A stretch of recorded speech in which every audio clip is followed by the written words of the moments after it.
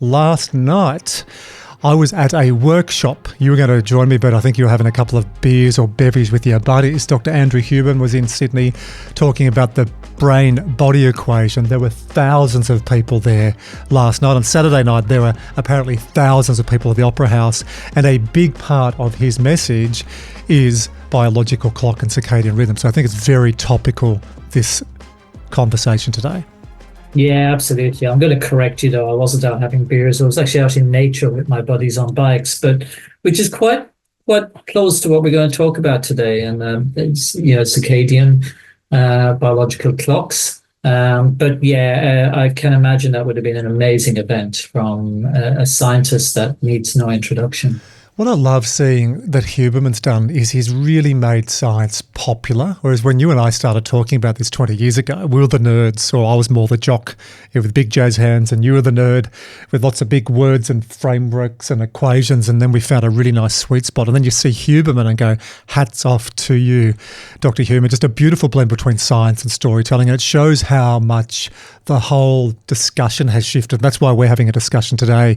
And we got online just to cull this because we've actually realised this is 3 separate podcasts in one. And rather than doing what you and I used to do, trying to shoehorn it all in, episode number 1 today is going to be on the science of circadian rhythm, sleep and boosting energy. We'll come back in a month or so. We'll do one on jet lag, really topical right now because later this week, Manly Seagulls hop on a plane, fly over to Las Vegas. So our head of performance, John Clark, or JC, is doing some work with the players as well about how to adapt their circadian rhythm. You and I have had multiple, dozens, hundreds of conversations over the years. So we'll do a separate one on jet lag and also shift work. So we're going to do a 3-part series on this. And this is the first one around understanding the utility, how it links to sleep and overall energy levels. So we'll talk about circadian rhythm, why it's so important, number 1. 2, that interrelationship, you call this that 3-way triangle between circadian rhythm, between sleep and energy output. And we love talking about a symphony of clocks. Number 3, this is the first time we've spoken about this in a public forum. Dr. Tom, are you ready? Beef up. The big biological fuck up. That's the title of our book that we're working on, which we hope to have, which we plan, which we will have out to people within the next 12 months. And today we're going to touch on exposure theory, social jet lag, and also mental health challenges around this big biological fuck up. And then we're going to give people the real fix, what to do with a morning to reset and anything else that comes in between. You happy with that frame, or do you want to adapt that as we go? Nope, I can roll with that, Andrew. And I think it's a really good frame because it's so easy to jump straight into jet lag. It's so easy to jump straight into shift work. I think one of the things that absolutely has appalled me for years is that even in shift workers, most shift workers probably don't understand what circadian rhythms are, how the biological clock works. So I think it's very easy to jump into shift work, tell people what to do and tell people what to do with jet lag. But actually, this is a daily challenge for us as humans. And it's not just shift workers, although it immediately comes to mind. We'll have to check with our friends on News Breakfast, who I did speak to, and they openly spoke about the work that you and I have done with them. So Michael Rowland and Lisa Miller. Hello, Michael and Lisa, the host of the wonderful News Breakfast show on ABC. That's shift work a lot of people don't think because they get up early. We often think that shift work is just working through the night. I've done it. We're talking about shift work. Let's go to what we're going to talk about today. We knew this would happen. Number 1, let's assume I've got no idea about this. So I'm listening and I'm a little bit confused because there's so much info out there. Put us on the straight and narrow, Dr. Buckley. What is circadian rhythm and why? Why is it so important? Well, let's go back and think about human beings. You know, life's evolved 2.5 billion years ago. Can you comprehend that? 2.5 billion years ago. I just can't get my head around that. But the reality is, us humans have evolved over that time in a 24-hour world, in a day that's a 24-hour. And what we've learned in the last, sort of 50, 60 years in particular, from a science perspective, is that it's not just humans that have evolved. It's like bacteria, plants, animals, all are synchronized as a 24-hour world. So when we talk about circadian rhythm, or when we talk about internal biological clocks, we're really talking about this way that us as humans synchronize to this 24-hour world. Now, the word circadian is a Latin word for circa diem, which really means approximately a day. And what we now know is that at a basic level, this circadian rhythm, with all these internal clocks we're going to break down in a few minutes, controls our eating, our sleeping, and our mating. So if we think about how we've actually evolved as humans, we are totally reliant on the environment in relation to when we eat, when we sleep. And I was going to say dating, but actually the literature says mating. I go through the alphabet on A, B, C, D, E, F, keep going G. I love how you said mating, and I wanted to let you run. Yeah. Mating. Who says mating? Do any of your friends ever say, "Oh, have you been mating lately?" I really hope not. Yeah, well, I'm very aware that your children listen to this podcast, as do mine. So I'm being selective with my. But I think there are some really, really important experiments that happened in the sort of 1930s and 40s, which for me, I think everybody should know about. The Dr. Daniel Pittman, he was at the University of Chicago, and he went into a cave for 42 days because what he was really interested in, when I think about how innovative this was, he was really interested to know, do our internal organs and our internal body clocks, do they still work when we remove the environment? And what he discovered was he lived for 42 days. In other words, his body did continue to function. And that was, it might seem like such a basic thing, but actually it really needed to be done to sort of move the science forward. And then the sort of godfather of biological clocks and circadian rhythms is a guy called Dr. Colin Pittenberg. And he did a lot of research. And what he put together with Pittman discovered is that if you remove the environment, light, particularly light and clocks and those cues we have every day, you actually lose one day in about every 40 to 42 days. So what will happen is that you will naturally wake up later. You'll go to sleep later naturally. Some studies, bigger studies since have suggested about half an hour a day. What I found in those early studies was almost 1.5 hours lost each day. And I go back to Pittman. I first heard about him in my 20s, Dr. Tom. So we're going back 25 plus years.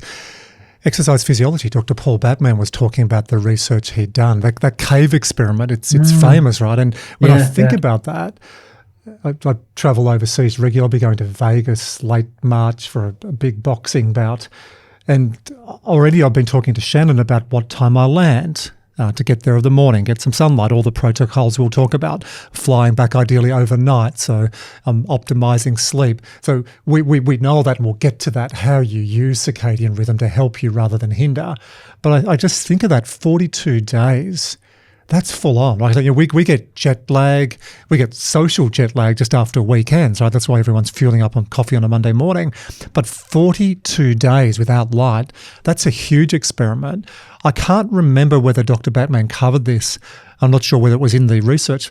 What were the side effects? So he obviously did it to look at the whole suprachiasmatic nucleus, how our body responds to light. Were there any adverse side effects that he had from that study? Not long term. I mean, there certainly were mood disturbance, and I think digestion and all our internal systems that are so reliant on reset started to dysregulate. But there was no long term effects in that time frame. But can you imagine going, a year or 2 years in that scenario, and then you would get massive decrements in health. I think we will talk in a minute about when we become desynchronized or when we have this chronic sort of social jet lag, which you alluded to there, where your body clock is actually continuously being challenged with our Western world. Then you do get side effects, and we know them since. We know what they are, and it's not just cognition and tiredness. There's actually some significant higher risk of disease and illness. I think what these studies brought out was that the primary regulator for our internal body, for our internal physiology, is actually light. And it really highlighted that it is light that resets us every day. Otherwise, we will drift. And we kind of know that because when you go on holidays, there's two areas where you know this. One is when you go on holidays, there's a tendency to go to bed later, sleep up later, and that can just continue over a 2-week thing where suddenly 2, 3 a.m. is bedtime, and 11 a.m. is wake up time. And that just happens naturally. And then, there's obviously social elements to doing that as well. But the other area where you see this a lot is in teenagers. So teenagers tend to want to go to sleep a lot later, and they suffer a lot more from what's called sleep phase delay.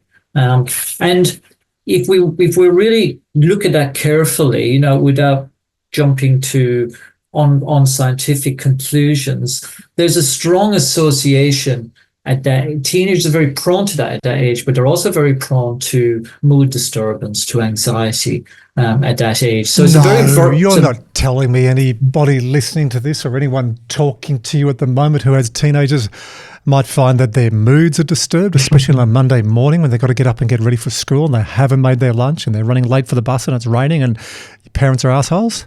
No. Well, I think from where do you get this evidence, Dr. Buckley? Well, I'm being very, very careful here, and there's a reason I'm being very careful, because we do joke about this, and I have a teenager, and so another one on the way, and I know you do. So we do joke about this, about teenagers not wanting to go to sleep and having mood, but actually it's a very, very prone age. That age between sort of 14 and 24. It's a very, very prone age to that actually becoming significant mood disturbance and even possible self-harm. So I think just putting the two of them together, the association there is important.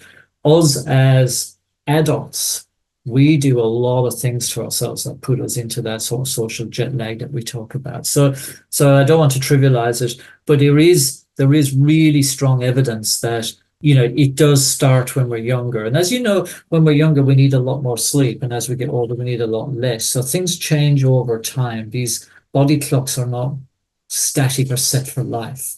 I respect the seriousness of that and to not make lightheartedness of that with your kids.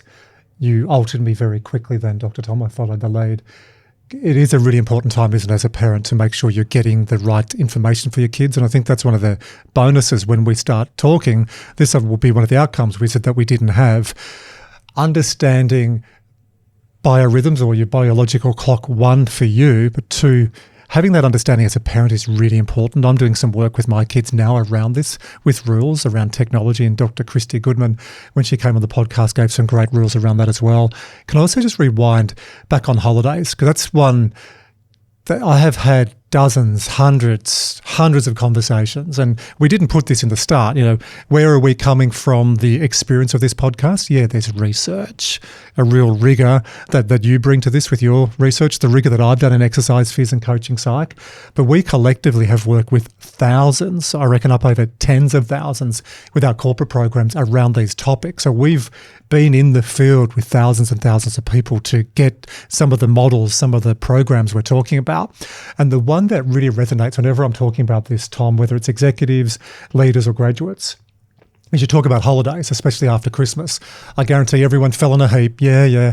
And then you have what's called a free running cycle, because you don't have those normal cues to wake up and go to work and reset with sunlight and movement and other cues. You tend to go to bed 20 or 30 minutes later every day. And I'm sure we're going to get into this, but that circadia, you said, is the Latin word around a day.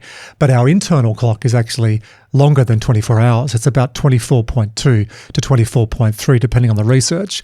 So that explains that free running cycle. When you don't go to bed at the same time and get up and reset, by the end of a 2 or 3 week holiday, you're going to bed past midnight, you're getting up at 8 or 8:30, then you go back to work and you feel like a pile of proverbial, because you've got to get back into sync because you're out of rhythm. So your whole clocks, not just your circadian clock, but your reproductive clock, your biological clocks, your clocks that do mood and wakefulness and eating, they're totally out of rhythm. Yeah, 100%. We need to think of this human body as not just one piece of meat. We need to think of it as billions of cells, and all those cells have their own clock. Just think about it. All those cells have their own sort of internal body clock, and so they have to get synchronized. So you've heard me say this many times, Andrew, that one of the most dangerous things we do in the day is to get out of bed, because we shift so much of our physiology, and we need to remember that every cell is genetically being switched on or off. And there's proteins involved in that. Interestingly, the main protein that's involved in that is called the clock protein. Probably not coincidence, it's called the clock protein. But we do need to synchronize all those cells. So they need to get triggered, then they need to get synchronized, and then they need to get coordinated into the biological functions. So we really do have this regulation. And what people need to remember is that it's not just about making our organs function. It actually regulates our metabolism and how we fuel, our energy levels. And what we do early in the morning actually affects the rest of the day and that night's sleep. So it really is an amazing system when you break it down, but every single cell has a body clock, and every single one of them has to be regulated. And interestingly, light is the primary regulator. Now that brings special challenges for many, many individuals. But once you understand that, you can actually start to unravel a lot of the signs and symptoms that probably result in the long queues I see outside coffee shops every morning, where we're actually trying to do something about this, but intuitively, or maybe non-intuitively, we're not thinking about what we're actually doing. Great for baristas, not great for your physiology, and potentially not great for your longevity or mental health. So can we just put a flag or a quick summary? If you're in an elevator with someone, and I hate that, whoever says to you in an elevator wizard, hey, give me your pitch, it's an elevator summary, but you're talking to someone, Dr. Tom, or you're in a media interview and they go, right, okay, we've got breaking news. Insert whatever the breaking news is. We'll make it something around weather. Try not to be too political on that. So there's something happening in the weather. Dr. Tom, you've got 90 seconds. We had a 5-minute segment on circadian rhythm. So you've got the 60 to 90 seconds. What is your circadian rhythm as a summary? And then let's get into that 3-way relationship between circadian rhythm, sleep and energy output. So if I put you on the spot, a quick or a high-level definition of circadian rhythm is... Your body wants the clock to be closer to 25 hours than 24. So therefore, if you don't reset it every day, it will drift. Your body will drift. The best way to reset it was light. Why light? Light goes through the optic nerve, goes to the pineal gland, it goes down to the base of the brain. And in the hypothalamus, there's a group of nerves there called the SCN nerves, or suprachiasmatic nucleus nerves. And they actually are what controls all the hormones in our body. Some of those hormones wake us up. Some of those hormones put us to sleep. If we're really, really conscious of that, we need light to wake up the hormones, dopamine, serotonin. We need to get rid of light to switch on the sleep hormones, melatonin. Love it. Bing, elevators off at 23rd level. Now I can talk to you about, and thank you, because I really like drawing out and looking at the background, the etymology or epitomology of these different areas. But then I wanted to give people a really good, succinct summary. Now we can talk about the relationship between that clock, which wants to run around 25 hours. We need to reset every day. Obviously, then a link between sleep and energy output. And you're talking about light. At the time of recording, I'm looking outside. There's just been a massive storm. So the storms are coming, but also the winter is coming. So it's going to be darker of a morning. And you look at seasonal affective disorder in the Nordic states and down south as well, around the Antarctic. So hugely important. To talk to me about light. What does light do to the body to give us that kickstart every single day? Well, once we're exposed to light through the eyes, remember the eyes are the most external part of the brain. So once we get light there, back through the optic nerve, back into the pineal gland, down to the base of the brain, it actually switches on all the mechanisms of hormone secretion that actually rev the body up, so to speak. And those hormones are really important, like cortisol, which gives us bundles of energy. We know those levels go up in the morning. We know they drop in the afternoon, go up again in the early evening, which is where our energy levels come from. Dopamine, which is a mood regulator, and serotonin. These hormones are all stimulated by that light. Now, what's really important with light is that not all lights are equal. So you're saying about the storm out there. Well, we know you need about 1,000 lux for at least 20 minutes in the morning to optimize your biological, or to optimize resetting your biological clock. So the reality is, in a very, very bright kitchen, it's probably only about 400 or 500 lux. Now, that might vary in different households. In an office, it's probably around 300-400 lux. So we can't really rely just on artificial light to optimize. Now, of course, those lights do trigger and do help. way better than being in the dark, but it's not necessarily enough just from artificial light. I feel like I'm always asking you on research. So can you throw to me on this and say something like, Andrew, have you ever seen any research that would purport that or that would back that up of a morning, that it's really important to get the light outside rather than through a window? So, Andrew, have you read any research in relation to light from indoors versus light from outdoors, or even light through a window? Great question, Dr. Tom. I'm so glad you asked that. Wizard, can you believe that he asked me that as well? I only gave him a subtle lead. Look, in preparation for this, we looked at some of the research, because I hear this a lot and you hear this a lot. People go, I get my morning while I'm having a cup of tea through the window in the kitchen. I'm there near the plants, and they say it's good to be near nature and stuff. So I'm there and I've got the sun coming on me. It's 50 times less effective getting that sunlight through a window than it is either through open doors or getting out on your balcony or going down into the street to buy your coffee, rather than having it inside under those artificial lights. And the main reason is because the wavelengths of blue light are essential for stimulating the eyes. As you said, the eyes are the most external part of the brain. When I learned that way back in exercise physics, I was like, no, the brain's this internal thing. No, eyes are there as your fear mechanisms as well, and focusing on what's coming for survival. So it absolutely makes sense that they are that external part of your brain. So the light is the cue to wake that up. That's a huge one, I find, Tom. Coaching individual. Now we're taking a lot of our coaching programs online. More information coming up on that next term. I don't know how many emails, messages I get every week. Shannon's sick of it. People saying, can you do a coaching program? And don't have enough time. Sorry. So we're going to make an online coaching program, 12 weeks with all this info. More info coming back to you about that soon. Really excited. You're going to get access to Dr. Tom, me, a whole bunch of experts on that. But back to the conversation. I don't know how many times I've said to people, you've got to get outside. So either open the window or get outside and get that light and as much exposure on your skin as possible. The joke I often make if I'm in a safe place is as much skin exposure as possible, but do wear pants because you get locked up. I'm so pleased you said that, especially the last bit. You're 100% right. I mean, I think there's many reasons to get sunlight. You want to get it on your skin for vitamin D synthesis, but just purely from a circadian reset, it's just really important to get that light into the eyes. And early morning's better too, because the sun is less likely to do any damage to your eyes.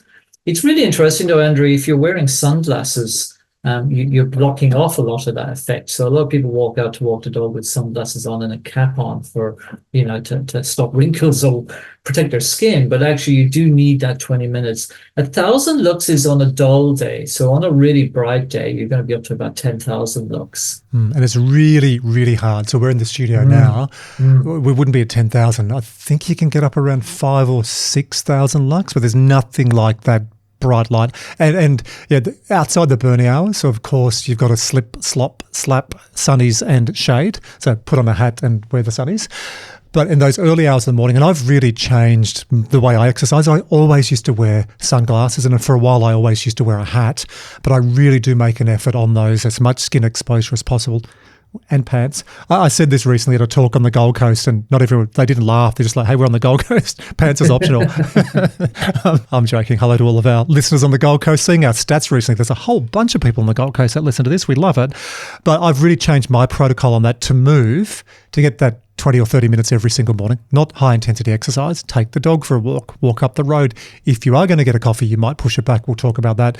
But getting that light exposure on as much skin as possible, no hat, no sunnies, outside the burning hours, gosh, it makes a difference. So we can talk about the research, but I can tell you N=1, and working with so many people, we get, every time we do an online program, corporate program, when we come back in for the check-in whiz, how many people to say, oh, I'm getting that light exposure stuff. I feel amazing. What's going on? And Dr. Thomas explained the utility. Your body's waking up properly rather than needing to pump it full of caffeine and other stimulants.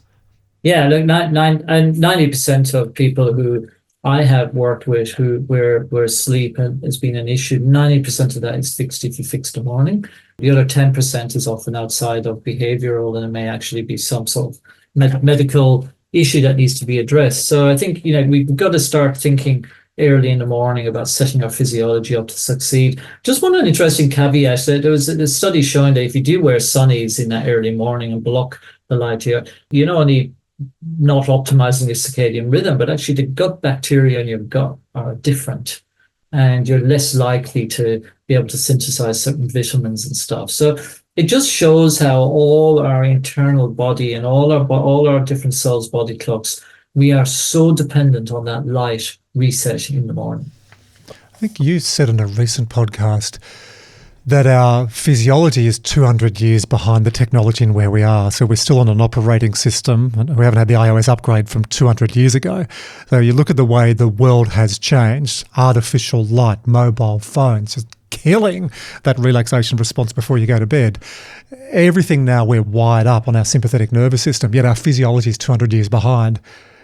The more of this we teach, Tom, we've said this collectively, this should be 101, or if you had fundamental building blocks when you join an organisation, and look at the organisations we work with, defence, education, banking and finance, wouldn't it be nice if you had core modules when people start work? Or let's go even back further. Wouldn't it be good if you learnt this stuff at school so you actually know about this operating system called you, Inc. as a human being, and there's biology and physiology and psychology and all the other ologies around it? Gosh, that would make a difference. Yeah, I firmly believe that this is at the heart of a lot of challenges that we have in human society. We, as a society, I think we are almost universally jet lagged day to day. And the proof of that are the queues outside the coffee shops. That people are rebooting their physiology every day using coffee, heavily caffeinated coffee. Now, we can get into the weeds on that if you like. I'm not here to diss coffee, but the level of dependency on coffee is substituting. And I can talk to you about, if you want to know about the physiology, about what the coffee is doing and why people are using it. But before you do, I'll just do an audio check. Wizard, can you hear that in the background? I can hear a building. People are yelling and screaming. They are just like ranting. How dare Dr. Tom Buckley talk about disassociating myself with caffeine. Now, before you get into a little caffeine hissy fit, ladies and gents, I like personally 2 or 3 coffees a day. Dr. Tom doesn't drink coffee. You drink tea. Strong tea can be 60 to 80 milligrams of caffeine. A standard coffee is about 100 to 120. So about that 300 milligrams a day is okay. Beyond 300 milligrams, most researchers or expert in this field would say you have a caffeine dependency. So we're not saying not to drink coffee, okay? We want to push that back. But before we give people the pushing back caffeine, let's talk about what that does, that dependency, when you're not getting natural sunlight to stimulate the body, when you're not moving naturally and waking up. And if I get out of the science, because you and I love getting into the science and in the weeds on it, if I give people just a basic definition on this, look at your dog. Look at your cat. What do they do of a morning? They stretch and they move. Yeah, hopefully they go and dump on the grass outside, not on the balcony. Good thing made about moving to a house with a backyard. Bit of a visual there. But your animals start to move. They don't wait there while you're making a coffee to say, oh, look, I'll become a dog or a cat or an animal or whatever sort until I have my caffeine. So we've totally stuffed it up. Animals around us give us cues on what you do in a natural setting. We've totally stuffed up the natural setting, and then we need caffeine. All right, I'll get off my hobby horse. So the reason people get into hobby horses, and just like you did, Andrew, is that I think people are actually addicted to caffeine physiologically. They will tell you they enjoy it. They will tell you it's social. They'll tell you it's a highlight of the day. But actually, what we do know from the studies is that people who habitually drink coffee, all they're trying to do is return their physiology to the level of people who don't drink coffee. So they're not using it as a performance-enhancing stimulant like you could do. You're actually using it as to substitute for what you would get naturally if you didn't drink coffee. If you're not using the natural reset. If you're not using natural reset. And so I call it this, we have this clash between the social clock, which is how we need to get going and be productive and get to work and get the kids out and all these things. And I'm there too, I'm like everybody else listening to this, there's a social clock you have to hit. And that doesn't always mirror the environmental clock, and usually it doesn't mirror the biological clock. And so we've learned to bypass that using stimulants. Remember that coffee is is a psychoactive drug. We kind of tend to forget that, and we tend to think of it as this natural product. And that's okay as long as we're accepting that. But what we're actually doing is people have become dependent on it. Now, Andrew, you and I know people that we've worked with that when you actually detox from caffeine, it can be 9-10 days of intense headaches. It can actually be quite unpleasant. And that just demonstrates how addicted we are and the effect it has on the blood vessels, the effect it has on the brain, which gives headaches, etc. So anybody who's in that scenario should recognize immediately that they're using coffee. And what caffeine is actually doing, and actually we think it's not just the caffeine. We think it's other things in the coffee as well, which are not in tea. There are polyphenols and different things in tea that balance that a lot more. Of course, I would defend tea because I drink tea. But if you drink enough tea, you'll get the same effect of coffee, of course. But what we do know is that it affects the adenosine receptor. Now, adenosine is like the brakes. It's like the brakes in the body. And as we are waking up through natural processes, and as all the body clocks are waking up, and we've got all the mechanisms trying to synchronize, adenosine is the thing that's kind of holding things back to wake up nice and slow. And of course, when you take coffee and you kick adenosine off the receptor and you immediately take the brakes off, which is why people love coffee, because you're instantly awake. You know, some people more than others, depending on your genetic traits, but you're awake, you're alert, you feel good, all the happy hormones come up. But like a lot of stimulants, there's a downside. And so all you're doing here with the coffee is actually replicating what you could do naturally. And what we do know is that people who are in that scenario then generally sleep about an hour less than if they didn't. So we know that people who habitually drink high levels of coffee sleep about an hour less than those that don't. And so so we call that social jet lag. And that social jet lag is associated with many things. We know that people who are in that scenario, they drink more alcohol, they have higher cortisol levels, they have lower melatonin, lower sleep hormone levels, they have higher leptin levels, so it affects our digestion, affects our appetite. And likewise, we know that they drink more and more coffee, because the more you drink, the more you need to drink. So coming in for those coffee drinkers, hello, welcome back, get on the Andy bus. 2 or 3 caffeines a day, as long as it's not a strong Turkish or Greek coffee. Ideally, don't have coffee first thing in the morning. Wake up like your cat, like your dog. Wiz, how does a turtle wake up? Do they stretch and have a routine, or are they just low energy all day? Wiz, it's got turtles. I don't know, mine's pretty energetic, so. Pretty energetic turtle. Gets up, does aerobics, does a couple of great. Does he really wake up of a morning, your turtle? I don't know, he's usually awake by the time I wake up. What's your turtle's name? Spike. Spike. All right. Can you just do a bit of a research study? We'll come back on this. Does Spike shift his biological clock like cats and dogs and other animals? But getting to the point, Tom, those that want coffee, push it back 60 to 90 minutes, ideally 90. So wake up naturally. There's another mechanism we need to give people when you get caffeine out of your system, because caffeine has a half-life of 6 to 7 hours, meaning if you have a strong coffee at 3 p.m. at night, or at 3 p.m. in the afternoon, you're still going to have half of that caffeine in your system at 10 p.m. that night. So a basic rule that we've taught for use is tea with flowers after 3. So cut out the caffeine at 2 or 3 p.m. in the afternoon. So if you're going to drink coffee and still get your circadian rhythm in sync or in balance, find your wake up time, do the natural reset, have a coffee 90 minutes after that. You might have one mid-morning, and if you really needed one, maybe even just go to a decaf or have a light one after lunch. You will still not then add the 1 hour. From all the research we've done, mate, measuring sympathetic nervous system, people who have that caffeine earlier in the morning, most people, some people it triggers them, but for most people, you'll still be able to get in sync with your circadian rhythm and drink a little bit of coffee. Agree? Disagree? I could go here and I'll upset all my friends and family and yourself and my wife and everyone, but there's physiologically, as a scientist, there's nothing normal with having to have 3 coffees a day. 2? If you can't go a day without a coffee, then you're physiologically addicted to some. You are needing it to plug holes. And I think if you can't go backwards to work out what those holes are, then you just continue plugging. And the more you do it, the more you need it.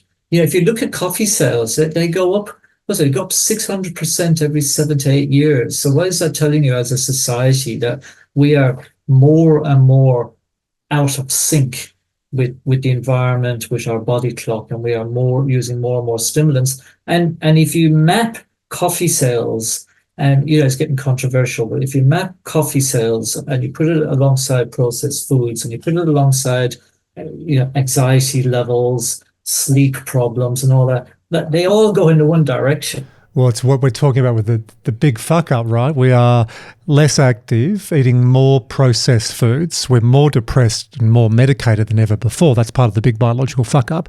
Geez, I was jumping on the edge of the seat. Then I was going to jump down your throat and go, well, no, Tom, 2 or 3 is okay. Here's my caveat. I will drink coffee because I like it, and I like it of a morning, and there's something about waking up, and I'll often buy one out. It's my daily warm-up. But here's what I've done. Tell me whether I'm clutching at straws or not. Over summer, every summer for the past, 12 or 15 years, I go for a week, give or take, where I don't drink coffee.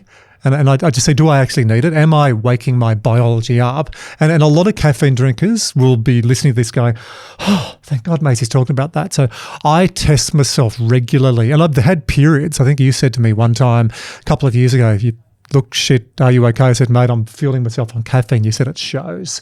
So I'll regularly get off it to see whether I need it or not. So am I clutching at straws physiologically? If I come off it for a week, does that mean I'm addicted to caffeine, or is it just part of my socializing, part of my warm-up, my ritual and routine? I think it's completely normal, and I think it's completely normal to enjoy a coffee, and I think it's just the world we live in. I think it's just the reason I highlighted is for us to think about this desynchronization between the social clock and the biological clock, and to recognize that we will do these things to survive. We need to work to live, and we need to be able to work to live, and sometimes we need to do these things, whether it be particular foods or particular drinks, including coffee, to get us through the day. I'm not criticizing one person, but I went there for people to realize and sit and think that actually this is all related to how our circadian body clocks work. And if you find yourself moving from 1 to 2, or you find you can't function without 1, you're actually substituting neurotransmitters in the body. You're doing it artificially. In the long term, and I don't care what anybody can throw me 20, 30 studies about association between coffee and dementia, association with Alzheimer's, all these things. They're all population-based, self-reported association studies. When I measure people's physiology after they've drank very strong coffee, there are physiological disruptions I see, which in the long term are not good for you. So whether it becomes an issue for one person and another will depend on your other risk factors. We've got a few sponsors coming up on the Performance Intelligence podcast. Did you know that? I'm serious. I didn't know that, but you're going to tell me now one of them's a coffee and I have to be quiet and they won't want Dr. Tom Buckley on your podcast Not at anymore. All. Timmy Hughes, I know you'll be listening to this, buddy. We can't wait to formalise our agreement for you as one of our first sponsors. I think we got a really nice blend there as well. And look, sponsors or no sponsors, we are here to give people the right amount of information for performance intelligence. And part of PQ is knowing what works for you. So if I do a quick summary on that, Dr. Tom is saying, do you really need caffeine? So many people are addicted. When you look at sales have gone up 500 to 600%, that shows one or two things. One, I'm an idiot for not buying a coffee franchise, which remember I was going to do 10 years ago? True story. And number two, there's a problem, and that's why we're talking about the big biological fuck up, because people now are relying on all these exogenous external substances, not going internal inside the well to tap it to get this beautiful synchronization. It's called homeostasis, which is this beautiful balance between all your ologies as well. So social jet lag is one big part, Tom, we're going to write about in the beef up, the big biological fuck up. Let's go to the start of it. Exposure theory. In matchfit, you wrote, although life expectancy rates have risen substantially over the past century, it has been hypothesized that our children will not live longer than us, meaning in years. What the? For 2 years in a row, in both 2016 and 2017. And for the first time since 1960, life expectancy declined 0.2 of a year from 2015 onwards, while the death rate of people between the ages of 25 and 34 increased by 10%. Now, you wrote that 4 years ago in Matchfit. Fast forward last year when there was global information about the US Surgeon General who had done an update that for the first time in history, children born today will live less years than their parents. So you predicted this 4 years ago. In fact, you predicted it 3 years before the US Surgeon General. Talk to me about exposure theory. Well, I've always hypothesized that this would happen because in my study of public health and looking at prevalence of different disease states and the factors that contribute to premature mortality, so dying before you predictably should, it seemed really clear to me that if you about 20 years of what I call toxic exposure seems to accelerate the onset of particular disease patterns that associate premature mortality. Now, it seemed when I look at my grandparents, a lot of our grandparents lived long. They went through lean times. And then it was only in the latter half of their life they were probably exposed to the technology and processed foods and a lot of what we now in a lot of Western worlds living. Just jump in on that. A really good way to ask. So Tom's talking about this. It's great, all the science and exposure theory. When did you get your first mobile? Ask someone that. What age were you, our listeners, when you got your first mobile? So, Wiz, how old were you when you got your first mobile phone? Probably around 13, 14. 13. So you've had a lot more years of fucking up your biological clock than the old guy here with a shiny head. I was 21 and it was a Nokia Sport. Wasn't very sporty. I had it on my hip, Tom. You've heard me say this. It looked like I had a wooden hip. I can remember the first time it rang when I was at Rest Point Hotel Casino, walking out the back through the kitchen. I was running the gym and it rang and I was so excited because one of the croupiers, who I thought was a lovely young lady, there was a problem. I don't think she knew I existed. But my mobile phone rang and I just felt so cool that I walked past Genevieve and my mobile rang and I picked it up and went in a really loud voice, hello? What a tosser. No wonder Genevieve never, ever showed me any attention. So anyway, I was 21.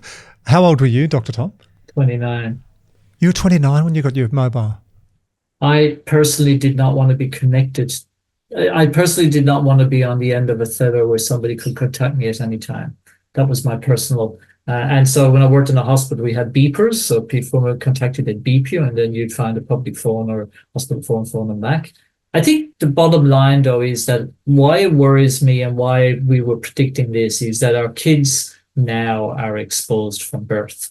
And I think, you and I in our very early 50s were exposed we were exposed from our 20. Pretty well just turned 50. I did emphasize very for you, Andrew. We were probably exposed for the last 20, 25 years. So our parents probably exposed the same duration. So it's not surprising that we are seeing young individuals in their teens with a lot of what I call old man diseases. And those things then do limit lifespan. They are all the things that limit lifespan.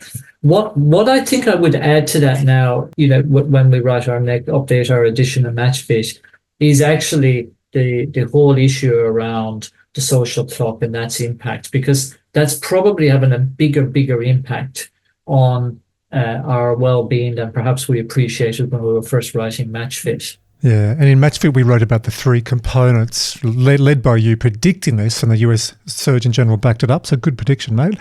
Three components we spoke about was overuse or abuse of the sympathetic nervous system, which is that question, how old were you when you got your first mobile? So if you imagine a kid gets a mobile now at 8 or 9, and I'm guilty of this. Sometimes we'll go out with Tony, we're in a coffee shop, and Millie, who's 2, gorgeous at times, other times like little monster.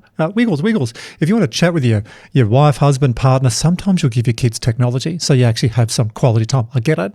But when I go out and I see people and just a whole restaurant has got kids on mobiles, I think, no, you're stuffing up your kids' whole rhythms, biological clock, social clock, everything we're talking about. So we spoke about 3 areas: overuse of the sympathetic nervous system, too much technology. Number 2, is too many processed foods. And you look at like good produce now. How many people listening to this have done a shop recently like I did, went, oh God, a jar of Vegemite, $10?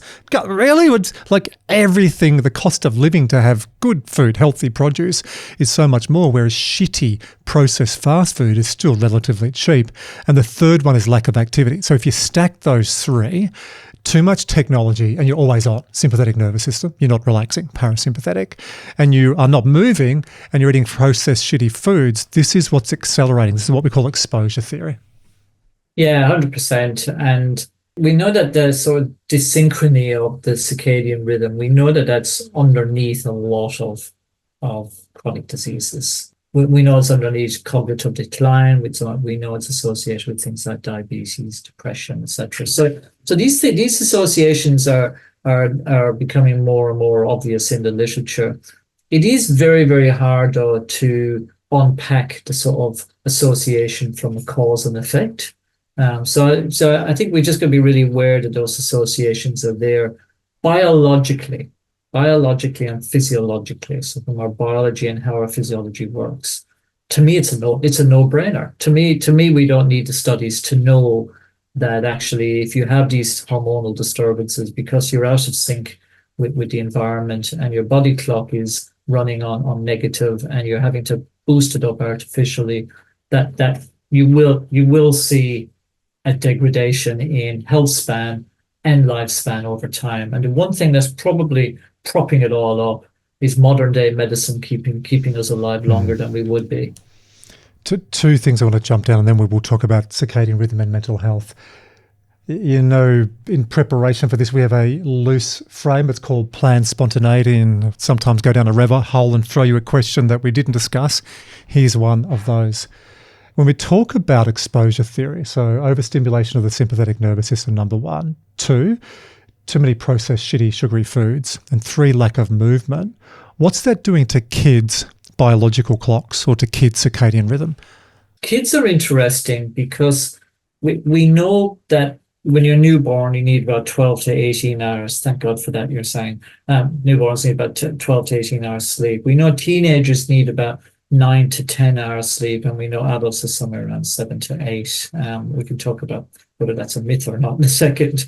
But we also know that in between the newborns and the teenagers, they're not necessarily getting the 10 hours sleep. So they are this constant sleep debt. And we know that that's happening more and more in younger people compared to sort of pre-technology areas.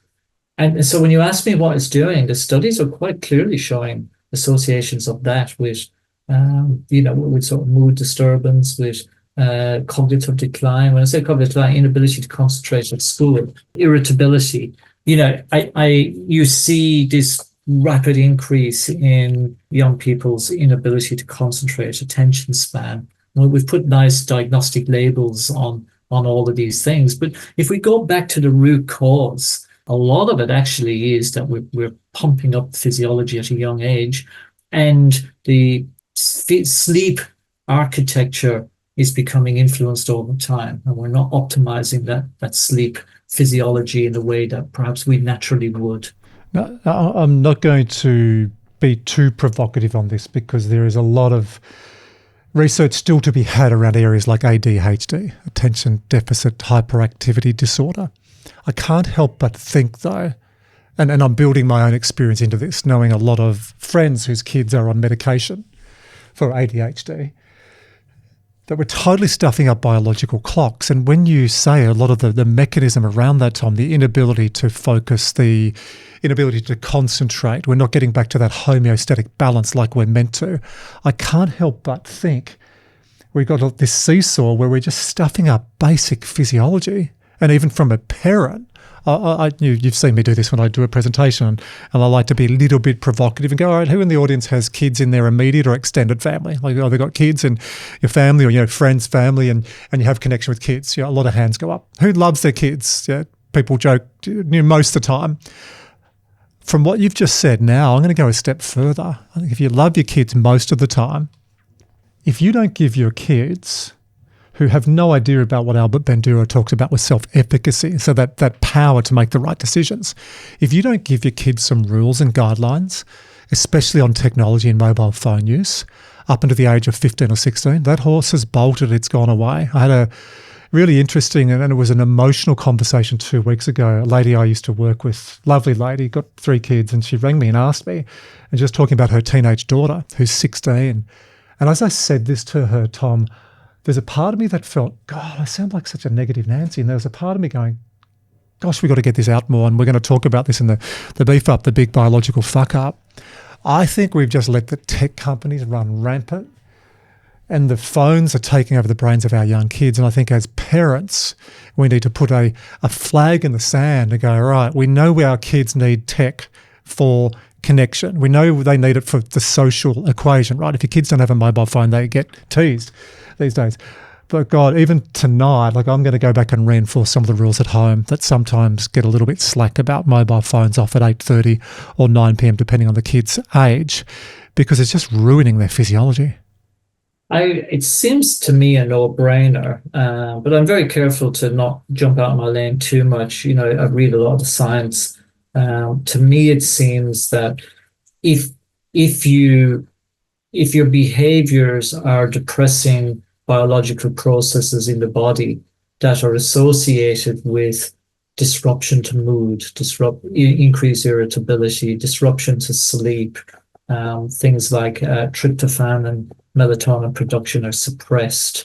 Well, we know tryptophan, if it becomes suppressed, we also know that a lot of antidepressant drugs actually have tryptophan in them as an antidepressant. So it makes sense to me if you're depressing tryptophan through these behaviors, if you're altering melatonin, that in people who are prone, it's probably not everybody, but in people who are prone, you're perhaps increasing the risk of mood disturbance, anxiety, depression. Proving those things is incredibly difficult. So I think you can find these associations, but the physiologist in me, the coach in me, when I've worked with people who have had difficulty with sleep, difficulty with mood, difficulty concentrating, when you go back to the beginning and you sort of really work hard, and it takes about 8 weeks to sort of really resynchronize their circadian patterns, to get their daily routine consistent, allow the biology to adapt, allow their sleep to improve, not just quantity, but quality of sleep, and you actually come from the inside out with it, then a lot of mood issues that are transient become less prevalent. You've got to be really careful though, because it's not the same for everybody. And I know, I'm just getting a bit wound up. But I do think there's a lot of common sense to what you say. I just think that what the risk here is a little bit like the narrative we put in the population around, if you have diabetes, you must have done something wrong. The reality is that some people do get diabetes and they've done nothing. Just a genetic predisposition. They've done nothing wrong. They've had the predisposition, and others can do everything wrong and not get it. And I think it is the same with many of these mood disorders. So we're just going to be careful that we don't stigmatize them. But your common sense of me would say, get your biological behavior and biological things in synchrony as a starting point. And you're right. Our kids have no chance with this pumped up technology, sympathetic activation, 24 hours. Unless we give them some good role modeling and try and coach them, teach them, nurture them in a better way. I said there were 2 parts before we got on to looking at circadian rhythm and mental health. The second one was I got a message from a mate of mine from Dubbo, which said, "No way!" exclamation. This is on WhatsApp. The article is in The Australian on the weekend. Dance over drugs to beat depression. The world's most comprehensive study of exercise and depression has found, wait for it, physical activity, even at a low intensity, has about double the effect of antidepressants on improving low mood in the short. No way. Now, being facetious, at least we are seeing some of the research catch up with what we feel. Like when you exercise, everyone listening to this, how do you feel? Wayne Bennett, the rugby league coach, talks about the first 5 steps, the first 5 passes, the first 5 strokes, the first 5 paddles. I really like that analogy. I've had multiple exercises, the first 5 lifts where you feel stuff this, but how many exercise sessions have you finished where you've ever gone, I wish I didn't do that? None. So you catch up with it because your body, this cacophony of clocks and all these hormones, we've been talking about dopamine, epinephrine, norepinephrine, all the catecholamines, all the energy boosters that we're talking about, they fire up. So, hey, great to see science is actually coming out with that, but we've known that for years, those who exercise regularly. So look at a balance between research and also how you feel. And that's where I find we have a really nice dance. Yeah, we need some rigor, but also just what works for you. Now, Tom, let's get into circadian rhythm and mental health, and I'll let you decide how we approach this one. But looking at the research on this, what is impacted by a poor circadian rhythm, and I choose that word impacted cautiously, is depression, anxiety, SAD, seasonal affective disorder. It can increase for those people who have a predisposition to bipolar. It's got poorer emotional regulation and decreased resilience, anger and irritability, decreased memory and poor learning, and impulsivity and vulnerability to taking external substances. When you look at that list, you go, wow, body clock? Related to all that? Yeah. Got that interrelationship between your body clock and sleep and energy levels. So how do you want to dice this up? And conscious of time, we could do a whole podcast on this. Do you want to pick one or two we can dive into? I think I'm going to throw back to you to maybe think about some clients you've coached in this area, because I think that's a very long list of disorders that are associated with circadian rhythm disturbance. But if you think about some of the clients that we've worked with where we've unpacked and gone back to try and resynchronize circadian pattern, usually starting early morning, often with you down the beach with them in cold water and, exercising, getting sunlight, and then me monitoring their sleep and looking at their physiology and effects. So I think maybe just focus on those examples. I'm thinking, and I need to maintain confidentiality on this unless it's a client that we've written about or we've done a case study. Hey, I've got one. Thank you. I was just buying some time. Female executive we worked with, started a new role, big role last year, stepped into that role, came to me redlining in all other areas in a panic that she didn't have the resources, we would say the performance intelligence, which by definition is the ability to adapt your physical, your psychological and your emotional state and positively impact others. So she came to us with very low PQ, but she had a high enough EQ, emotional intelligence, to know that she needed to do some work. That actually sounded a lot better than, I have to listen back to that. I've never said that before.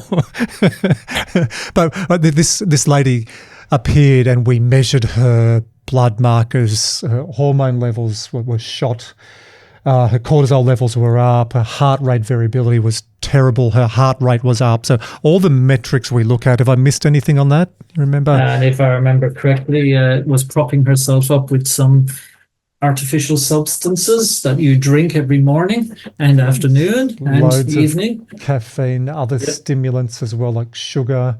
It was a great example of the big biological fuck up. I'm actually going to have to get her to listen to this. Haven't spoken to you for a while. Hello, how are you? This would be a great case study. One of the areas she was worried about is her memory. And she was really worried about memory recall because she was finishing up a previous role and then moving into the new role.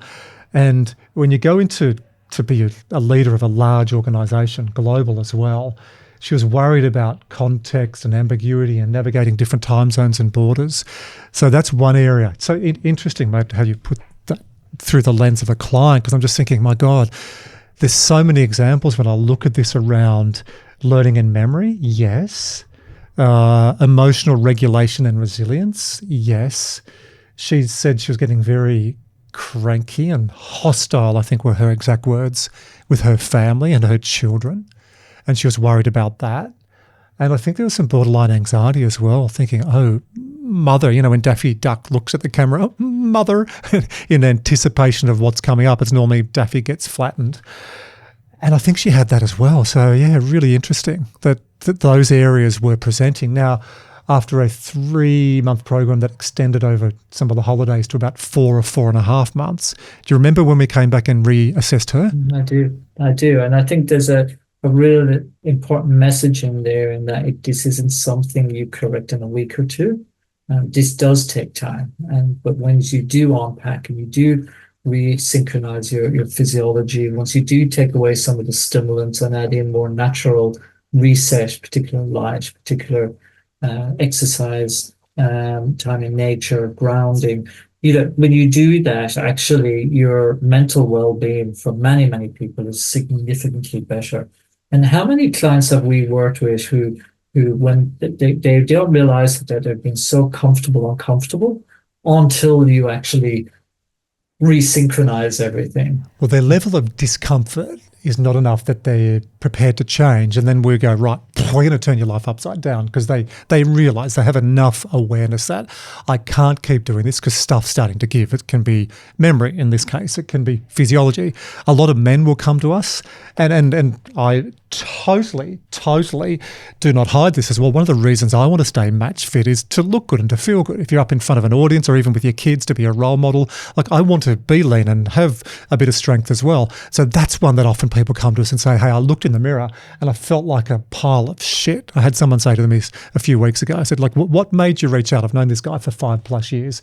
He said, oh, you're coaching a couple of my buddies in the group he's in. And he said, but I looked in the mirror after a swim on the weekend. I said, you miserable pile of shit. That was his exact thing. So it was the physical lever on him that worked. Now, when I go back to that example or multiple examples and we look at this, you've just really lit me up on this, because yeah, we see the changes in people's physicality. We see the changes after 3 or 4 months in the way they look. We definitely hear the changes in their voice and confidence. And when we get feedback from them and when we're coaching people around them and the modeling that they're having, that social dynamics as well. And it's really interesting when you do look at the research on this. So I know around memory, recall and learning ability is better during certain phases of the circadian cycle. For most adults, this is morning. So understanding what we call your personality type, your energy personality type will really help. I remember with this lady as well, she was more of a morning person, and we'll just let people know that before we go to the final part on wrapping the morning wake up. But when I got her to do that high-end cognitive work of a morning, after doing that circadian kickstart, sunlight, moving, pushing coffee back, she just said, I feel, quote, like my productivity has tripled. So we know sleep has also influenced circadian rhythm. You mentioned that. It has a crucial role in that memory consolidation. We call it the glymphatic, not lymphatic, but glymphatic system. Think of that like a whiteboard. And when you're coming up with new models and content and lots of stuff during the day, when you go to bed, that glymphatic system with a proper sleep, it helps you restore or put your memory into different areas where you can be in a meeting. And this happens when you're running on a good physiological base. And you go, after a presentation sometime, you're asked a question, where the F did that come from? It's there for memory recall when you're looking at the system properly. And I know as well there's some research on circadian typology around emotional regulation, metacognitive beliefs, and assertiveness. There's a research paper on that I've looked at recently. So I could get all nerdy with people as well, but look, there's research on all of these, learning and memory, emotional regulation, and there's loads of stuff around depression as well. The list goes on and on. Yeah, certainly a lot of clients come to us around maintaining or enhancing memory. And I think that's really, really important that you're not trying to do that in isolation with everything else we've just talked about, about priming your body to succeed or perform at its best. You talked about chronotypes. I think it's really important that we acknowledge that we do have different chronotypes, and while we can manipulate it, they are hard to change, but you can, and across the different phases of our life, you might find yourself lending either to more morning or more an evening person. And you've often talked to me about parents and how their chronotypes change very quickly after they've had kids. Oh, if you're an evening person and you've got 4 kids, you can't say to your kids, look, mummy or daddy's a bear, which I call the evening person, don't suck it up and go feed yourself, get your own Weet-Bix milky and put your little gear on and get to kindy, champ. Like, you're 3 now. Let's talk about the different chronotypes, or what I have been calling energy personality, and then we'll go to wrapping up. We've already spoken about the daily reset, but let's really frame that and give people a step-by-step guide on what to do every single day. Now, before you do that, this is a really good lead-in, Dr. Tom, thank you. I used to say there's 3 basic energy personalities or chronotypes, and there's a fair bit of research, or there's a lot of research around this. gazelles, bears, tigers, and we've recently added dolphins. So let's go through each one. Gazelles is purported to be around 15 to 20% of the population. They are the early risers with the peak concentration during a morning. Now, you know this, the gazelles are walking around parks, plains, ovals and terrains, and you see them, they go, morning, and they wave. Gazelles are the morning people. They get into work at 7:30, 8 a.m. and they say that to everyone else coming in, good morning. And Wizard, I know you're a bear, so when a gazelle says to you, good morning, what do you think? Leave me alone. You're an idiot. He's being polite. So let's say about 15 to 20% of people are gazelles. You wake up 5:30 a.m. Your best cognitive processing capacity is first thing of the morning. After lunch, you're shot. So try and gear your week up based on that circadian personality and you'll be much more productive. Now, the opposite of gazelles is bears. Like Wizard said, that's about 10 to 15%, we think, and some of the research, Tom calls this the owl. Their peak concentration occurs from late afternoon through to the evening. Now, when you work in a team, and we talk about diversity, this is the missing link in diversity. People talk about sexual preference, having a balance of age, a balance of different race, a balance of different backgrounds, all really important. But what about a balance or diversity in your chronobiology? It works really well in a small team like ours. You and I will be up first thing of the morning and then we get our work done, and then Wizard will be tapping away at night while we're asleep. So it's actually good for productivity. Now, a tiger, you're probably listening to this and going, well, I've got bits of gazelle in me and I've got bits of bear in me. So the tiger is a hybrid. So tigers will get up generally about 6:30. They're good of a morning. They'll have a really good concentration shift around 10:30 or 11, get to lunch and then crash. We talk about that 2:30 or 3 p.m. after lunch crash. Then you'll have a second wind. So there's two concentration curves. So if you're listening to this, I go, are you a gazelle, a bear, a tiger, or we've just added dolphin. Dolphins are the insomniacs. And just like a dolphin will sleep with half of its brain awake and the other half alert, obviously when it's floating around, it doesn't want to get taken by a predator, and then it will switch it around. Dolphins, the analogy on that is they go to bed and their brains are still running. Now, we've got a whole process we give to people if you're a dolphin. So if you are a dolphin, please connect to me either via the podcast or social media, and we'll send you a dolphin pack and we'll show you how to try and get on top of that insomnia. Now, it's very complex, very personal, very deep, but there's a couple of strategies that do help a number of people around that. So stepping back, are you a gazelle, a morning person? Are you a bear, an evening person who thinks gazelles suck up until about 10 o'clock? Or are you a tiger that's a hybrid or both? Or are you the insomniac, the dolphin we spoke about? Now, why is this important?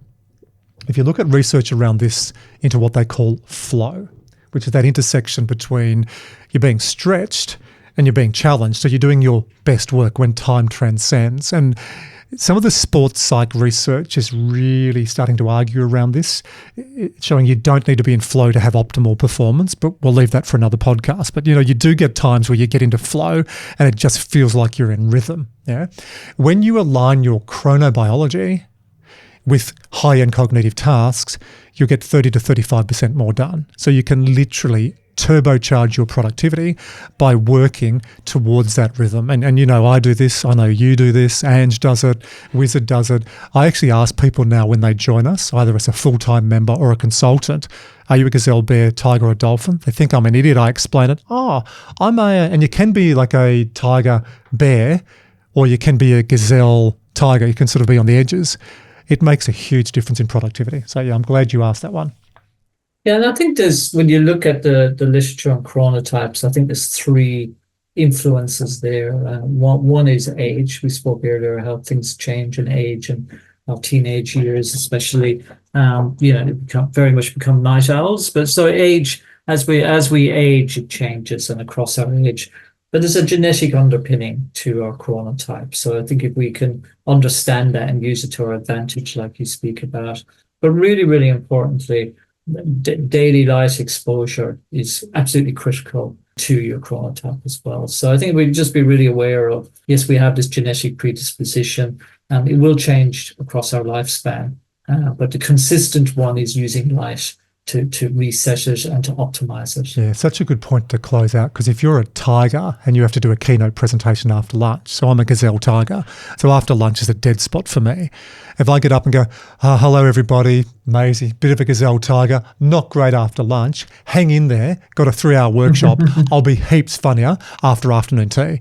You know, half the audience is going to think you suck straight away, so you have to shift, and we know, movement, music, caffeine or tea in moderation, getting the right foods, protein, not having simple carbs and sugar, music. So there's a lot of levers you can pull to get up at the right time. All right, let's get into the fourth part on today on our zipping and zagging and zooming and zigging conversation around circadian rhythm and how it really leads to increasing energy. This morning circadian reset. Dr. Andrew Huberman recently called circadian rhythm one of the most powerful forces within us, and morning sunlight is the most powerful driver of circadian rhythm entrainment. Yeah, if only we could bottle up and sell this morning sunlight as a pill, eh? In the same way as you can bottle up and put in a cup of your coffee. It is phenomenally important, and researchers are more and more showing that at the heart of so much of our human performance is our circadian rhythm and our bioclocks and our behaviors that affect them. I agree with him. I think this is a conversation we should be having with every teenager, not that they would listen, but we certainly need to have multiple times across our life as a reminder that we're not just accidentally plodding our way through the day. There's actually a master plan. Teenagers wouldn't listen if they're yours. If there's others, they might listen, Yeah, true. Other kids, so other friends' kids listen to me. They'll go, I'll talk to Andy, whereas my kids are like, oh, you're just dad. So use that lever. Who is influential amongst your kids? Hey, Wiz, we'll put the daily circadian reset up on the show notes. I'll talk it through, Tom. About 6 months since I've checked in with you on this. I'm curious whether this still holds, or like the work we did, I love putting that rigor through it, a lens. Is there anything you want to add? So we talk about 5 key components to reset your daily clock every day. Number 1, view bright light for 10 to 30 minutes. We've gone through the utility on that. Sunlight is 50 times more effective on your skin than it is through a window, so just get out and get in the sun. So bright light for 10 to 30 minutes. 10 minutes on a bright blue sunny day, 30 minutes if it's overcast. I want to come back to you and talk about the Nordic states in a moment. 2, move the body just to get going. It's not heavy intensity exercise, lifting heavy weights, interval training. Just move. Go for a walk. If you don't have a dog, find someone else's. Just go find something interesting. And you stack those two together, right? It's a habit stack. You walk in the sun. Delay caffeine for 60 to 90 minutes first thing of the morning. What's that noise again? I can hear the booing and the groaning, the crowd who are still with us, Dr. Tom, they've gone wild. So when you do this, and again, we've had hundreds, possibly thousands of clients we've worked with the past few years since we've introduced this protocol who come back. When you first told me to push caffeine back 60 to 90 minutes, I thought this was the worst program ever. One lady said, I've never heard of anything more ludicrous. I said, how do you feel? She said, amazing. Right. So just try it. Go into this with open eyes and arms. Push your caffeine back for 60 to 90 minutes. If you are exercising, intense exercise, you can still have your caffeine first thing of the morning because it might help you wake up and get going, but don't tell Dr. Tom I said that. 4, I'd have some cold exposure. Cold exposure, I mean by a cold shower. We've done a whole podcast on ice bath. Interesting, isn't it, the research out on that, Dr. Tom? Is it good because it makes you feel good in the psychology, or is it good because of what it's actually doing to you? Have to listen to the podcast to find out. But a 3 to 6 minute cold shower, I'll shorten that to 3 minutes in your normal shower. So how you do this is have a shower first thing of the morning. You've got your sunlight, you've gone for a walk, so you're doing wonders to get all those beautiful hormones powering up in your system that we've spoken about. Then wash all your hair bits if you need to have hair. And then turn it on to cold and do breathing, diaphragmatic breathing. If you're not sure, listen to a podcast or Google diaphragmatic breathing, relax, and then have the cold water on for 3 minutes. And the other one we've added on this is the night before, where possible, because a lot of people listen to this as shift workers and it's realistic, but try and avoid bright light from 9 or 9:30 p.m. So let's summarize. Number 1, first thing of the morning, bright light for 10 to 30 minutes. 2, move the body for 20 to 30 minutes. A medium or low intensity, just move. 3, push caffeine back 60 to 90 minutes. Try it. You might be jumping out of your skin like a few clients who we've mentioned today. 4, cold shower, 3 minutes inside your normal shower, breathe before you do it, and 5, the night before, if you're not working, if you're not doing shift work. Try and wind everything down from 9 or 9:30. Does that still hold? I think it still holds. I think in the context of body clocks, of circadian rhythms, that's not going to work if you do it for 3, 4 nights or even 5 nights, and then at the weekend you throw it all out the window and then you go again. You're going to get some benefit, absolutely, but you're not going to get long-term benefit or long-term resetting of your circadian rhythm. You really do have to have a daily set routine when it comes to some of those habits of bright sunlight, getting up at the same time, going to bed at the same time, especially if you're part of probably 60% of the population who are running against their normal circadian body clock. I think there's probably about 30 to 40% of the population who this isn't a problem for. But if you're in that 60% where it's a problem for, you have got to get a routine going. And we know that you need to do that for about 8 weeks. We know that 1 or 2 weeks and then go, oh, but Andrew or Dr. Tom, this isn't doing it. Well, no, we have to keep going because you've probably spent 30, 40, 50 years screwing up your physiology. It's not going to reverse in 1 or 2 weeks. It's going to take 8, maybe even 10 weeks before you can actually reset it. And if you go back and listen, or if you remember the client that I was talking about, and multiple clients when Tom and I do a whole deep dive and increasing their performance intelligence, their PQ, it starts at 3 months. Now, can I just add on that? So I've added, view bright light 1, 2, move the body for 20 to 30 minutes, delay caffeine 60 to 90, cold shower in amongst your normal shower, breathe before, otherwise you will scream, for 3 minutes, and avoid bright light if you can the night before from 9 or 9:30 p.m. We'll add consistency. I like the 80% rule with our clients, and I think that applies to this as well. If you do that 80% of the time, that factors in for you might have young kids, that factors in for you might be doing some international travel, that factors in for stuff pops up. Because what I don't want people taking out of this, Tom, is going, oh God, I've mucked it up 2 nights in a row, I may as well just throw it all out and go back. If you do what we talk about in this podcast 80% of the time, you're going to be in a really good spot. Yeah, no, I would agree with that. And I think, just from this podcast, our discussions too with that, we talked about coffee and caffeine, but of course, nicotine and alcohol also desynchronize your circadian rhythm. So just be aware of the effects it may be having on you. Be aware of, are you actually using it as a dependency, or are you actually using it as an additional boost? But I think you're right. If you could get those basic building blocks in place, certainly your physiological and your psychological resilience would be significantly boosted. And I would imagine the quality of your sleep would be significantly boosted. And going alongside that, of course, is your well-being, your mental well-being. So today we've spoken about what circadian rhythm is and why it's so important. We've spoken about that interrelationship between circadian rhythm, between sleep and between energy output, and the symphony of clocks in the body. We've introduced everyone to beef up the big biological fuck up. Specifically today, we dug into social jet lag, exposure theory, and then how this relates to mental health. I love the recall and the thought bubbles I was having when you mentioned to go back to 1 or 2 clients. So rich. And then we spoke about the protocol, the morning circadian reset. So I'm going to throw you to wrap up, Dr. Tom Buckley. Final message, final whimsical bit of advice for people. I think just try and keep your biological clock in sync, and if you do, you should then be getting enough sleep, and you have a better chance of being healthier, happier, more productive. Just remember the biggest lever out there is sunlight. It doesn't cost you anything. It's there. It's free. It is challenging to get to it in some circumstances, and I really do appreciate that. And it moves. I find it's hard. Some days I can't find it, and other days of the year it's not where it was. But I'll talk to you about that another time. But you don't need the sun. You just need light. That was a really bad joke, and you just That's a really bad joke. I totally missed that. Thomas? Edit out.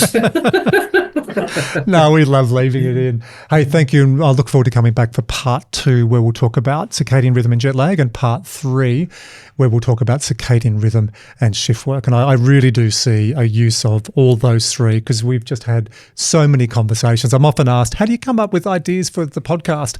Often it's, what are we talking to people about? And what am I spending weekends and sometimes late at night stuffing up my biological clock or my social factors, getting information to people? So we record it in a podcast. It's there for everyone. Dr. Tom, thank you very much for today. My pleasure, Andrew. It's always been fun.